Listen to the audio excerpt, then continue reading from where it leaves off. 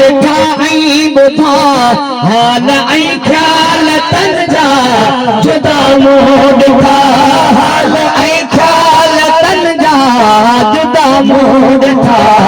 मुंहिंजो मौला के गदागर तके राज राणा कयई के गदागर तके राज राणा कयई अल्लाह अल्लाह अल्लाह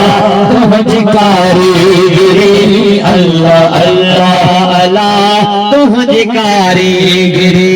मलह किरदानो छटन के चदारा कयई अल्लाह अल्लाह अल्लाह तुझी कारीगिरी अल्लाह अल्लाह अल्लाह तुझी कारीगिरी से कह का उसो कसुई कह खिला थई मथो ओ नुक्स पैदा कयोई जिया नसीहत वठो उसो कसुई कह खिला थई मथो नुक्स पैदा कयई जिया नसीहत वठो उसो कसुई कह खिला थई मथो नुक्स पैदा कयई जिया नसीहत वठो नुक्स पैदा कयई जिया नसीहत वठो ओ मुंहिंजा मौला मौला कह के सुहिणियूं क्यों क्यों अदा को अल्लाह दा कामिल वली हुंदा को महबूब दा बचड़ा हुंदा ओंदे नजर जब नजर मिला देख कोनी सकदे से को तो उन्हीं अल्लाह दा नूर समायल हुंदा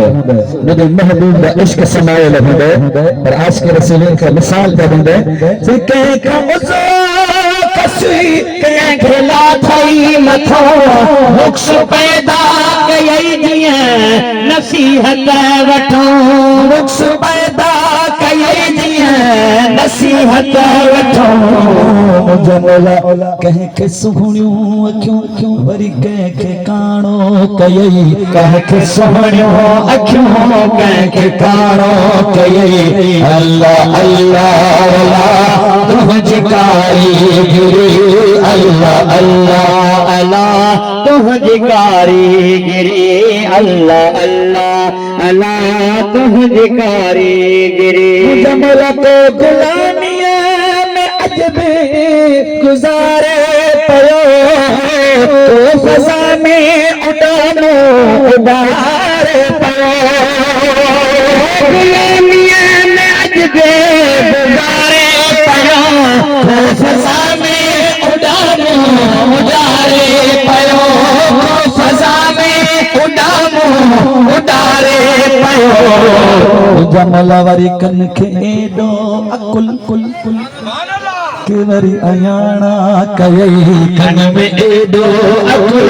के अयाना कयई अल्लाह अल्लाह अल्लाह तुझी कारीगिरी समझो अल्लाह अल्लाह अल्लाह तुझी कारीगिरी अल्लाह अल्लाह अल्लाह तुझी कारीगिरी सुभान अल्लाह और इतनी महबूब जन मदीने जो जिक्र तो करे अज़मी साहब अग में जब मदीने पाक उम्रे थे